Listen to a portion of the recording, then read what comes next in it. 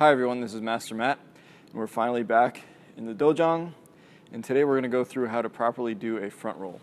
Now you may have heard this referred to as a somersault or a tumbleset, but a front roll is one of the most basic forms of what we call nakbop, and that is our break falling techniques, or the techniques that we use to protect our bodies in the case of falling forward, backward, to the side, or in self-defense being flipped. This is a basic motion, and it does come naturally to a lot of people, but to some of us it's a little more difficult, so I'm just going to give you my tips and ideas on how to safely practice your front roll. Now for our front roll, we're going to start by bending our knees in front of us, and we're going to put our hands on the ground in front of us as well. Now it's important that we don't place our hands too far in front. We want to have them as close to our feet as possible to make the roll as easy as possible. And also, we don't want to be on our knees to do this roll because that's going to take our legs out of the equation, and we need our legs to propel us up and forward to do the front roll. So once we have our positioning here, the keys here are to take our chin and tuck it into our chest. What that's going to do is lower our head, and that way when we roll, our head's not going to be the first thing to hit the ground. Our goal is to not touch our head at all on the ground. We want to start by touching the top of the back near the shoulder blades when we're doing our roll. So we're going to tuck our head into our chest for protection. And the proper way to do a front roll is to just lean forward and propel the body forward. And when I come up out of the roll, I want to have both feet on the ground as opposed to my knee or both knees. Those are different rolls that we're not practicing at the moment. So again, the front roll motion starts with hands really close to feet, knees bent, and I'm going to propel my body with my legs and come forward. And then I'd want to let my energy carry me so that I don't have to use my hands to get up. So to try to prevent my knees from being involved when I'm trying to get up, I want to keep my feet together, and then I want to roll and come right up back onto my feet so I can stand up as quickly as possible. So I'm going to push and let my momentum carry me back up as I stand up. So what we don't want to do when we're doing our front roll is to extend our legs out, because that's going to prevent us from being able to get up without having to recover from that. So we want to start like a ball and stay like a ball the whole time, that we tuck our body, keep our knees into our chest until our feet hit the ground once again. That way we can come up with all that momentum that we just generated. So this propelling motion with our legs, as well as kind of the fear of going over our head in a roll, makes this an uncomfortable motion for a lot of people. And I'll give you some ideas on how you can practice if you can't do this quite yet. And first of all, my suggestion to you is to have some sort of mats, something soft to roll on in order to protect yourself, something even softer than what I have in front of me here.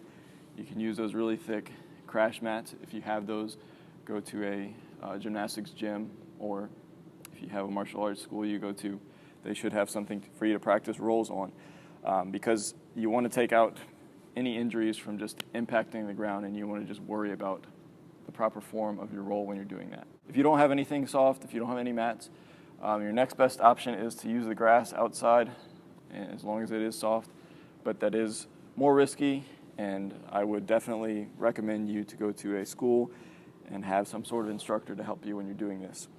But anyway, when we're going through our rolls, if you can't quite get over your head, what I can suggest is using either of your shoulders, whichever one is more comfortable, and you can kind of start by rolling on your side, and that's kind of like a circle roll motion. But if you're trying to get to the front roll, you want to start using your body to be comfortable going over, and we can start that by going diagonally. You don't want to be completely on your side when you're doing this roll, but as close as you can get to the side of your neck, and then eventually your body will become more comfortable to where you can tuck over and push with your head, or push over your head when you're performing the roll. As I mentioned, if you are part of a martial arts or gymnastics school, then you might have one of these pieces of equipment.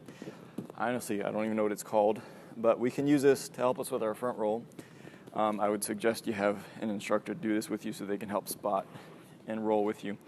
But the idea behind this is you place your body over the target, and that's going to lift our body off the ground, and that's going to effectively do what our legs are supposed to be doing at the beginning of the roll. And if you're not able to do that, this can help you skip that part for now, so you can focus on the back half of the roll, which is rolling over your head. So we place our weight over the target, and then the instructor is going to help you push, and you're just going to roll over the target. And on that note, one of the best things to have is a spotter when you're doing techniques like this, like rolls or flips or anything like that, because when you're first starting out, you might be here, and the technique would be here. It's hard to just take that leap, and there's really no in between. But the spotter can help compensate for some lack of strength that you have, or just some of the fears that you have, and they can bring you more smoothly to that goal that you have. But as I always mention with anything, you need to be prepared to fail when you're practicing front rolls, because it is inevitable if you haven't learned how to do it yet.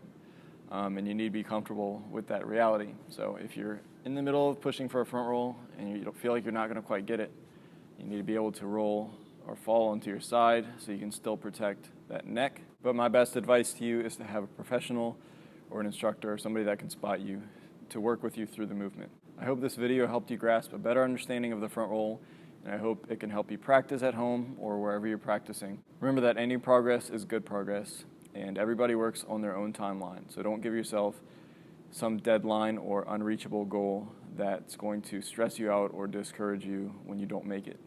Everything comes in time. As always, let me know if you have any questions or any concerns in general about this technique. Thank you for watching, and keep training.